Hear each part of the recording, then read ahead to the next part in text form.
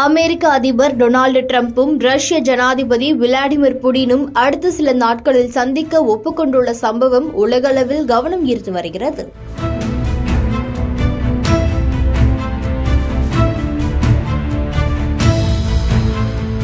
Ukraine ரஷ்யாவுக்கு இடையேயான போர் 3 ஆண்டுகளை கடந்தும் நீடித்து வருகிறது.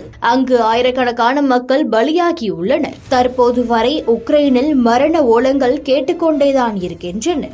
அமைதியான வாழ்க்கையை தேடி மக்கள் அலைந்து திரியும் காட்சிகளை சொல்லி மீளா துயரம்தான்.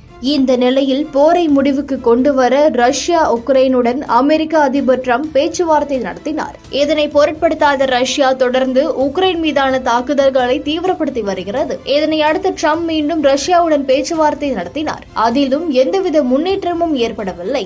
ஒரு கட்டத்தில் பொறுமை இழந்த டிரம்ப் 50 நாட்களுக்குள் போரை முடிவுக்கு கொண்டு வராவிட்டால் ரஷ்யா மீது 100% பொருளாதார தடைகளை விதிப்பதாக எச்சரித்திருந்தார். இந்த காலக்கெடு இன்றுடன் முடிவடைகிறது.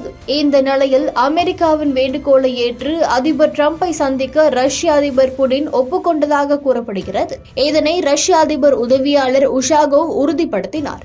அமெரிக்க அதிபர் டிரம்ப் ரஷ்ய அதிபர் புடின் சந்திப்புக்கான இடம் இன்னும் இறுதி செய்யப்படவில்லை என்றும் அதிகாரிகள் அதற்கான பணிகளில் ஈடுபட்டு வருகிறார்கள். அவர்கள் இருவரும் சந்திக்க போகும் இடம், அதற்கான தேதி விரைவில் அறிவிக்கப்படும் என உஷாகோவ் கூறியுள்ளார். இந்த சந்திப்பு உக்ரைன் போரை முடிவுக்கு கொண்டு வருவது குறித்து வரி விதிப்பு குறித்தும் முழுமையாக விவாதிக்கப்படும் என அவர் உறுதிபட கூறினார். அமெரிக்க அதிபர் டொனால்டு டிரம்பும் ரஷ்ய ஜனாதிபதி விளாடிமிர் புடினும் அடுத்த சில நாட்களில் சந்திக்க ஒப்புக்கொண்டுள்ள சம்பவம் உலகளவில் கவனத்தை ஈர்த்து வருகிறது.